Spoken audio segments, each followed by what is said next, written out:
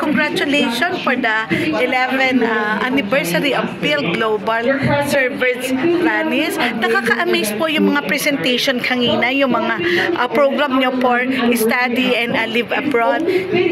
Sir Birds, ito po ba ay dito lang sa Time Plaza, Manila, or may branch po kayo sa Visayas, Mindanao? Okay, so sa Phil Global, we have 7 branches. No? So we have here in Manila, meron tayo sa Cavite, in Cebu, Dumaguete, sa Pampanga, and we're also opening an office in Laguna and also in Dagupan. Sa Bulacan po? Wala pa sa Bulacan. Kasi magkakaroon ng airport. Pero tomorrow, magbubukas din ang office natin sa Dubai. So hopefully, if may mga kababayan tayo na OFW na nangangarap din na mga ibang bansa through student visa, makakatulong po si Phil Global para dyan. Sir Birds, kanina nakita natin na maraming nag-aaral or magkaka-alis na hindi nila alam what is the next direction.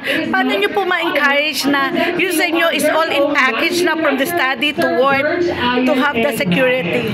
Alright, so sa Phil Global kasi, madali lang mag-apply. Pupunta lang sila sa website www.phil-global.com. They will click apply now and fill out the application form para magkaroon sila ng free assessment. Kapag may free assessment na sila, tatawagan sila ng staff natin para pagbigyan ng advice kung saan sila qualified. Pag United States ba, pag Canada, pwede ba silang pumunta ng Spain, Australia, New Zealand. So our staff will help them para naman i-guide sila ng maayos. Kasi kung hindi naman sila kwalipikado, sasabihin din namin sa kanila, you're not qualified for that. But at least transparent po tayo sa kanila.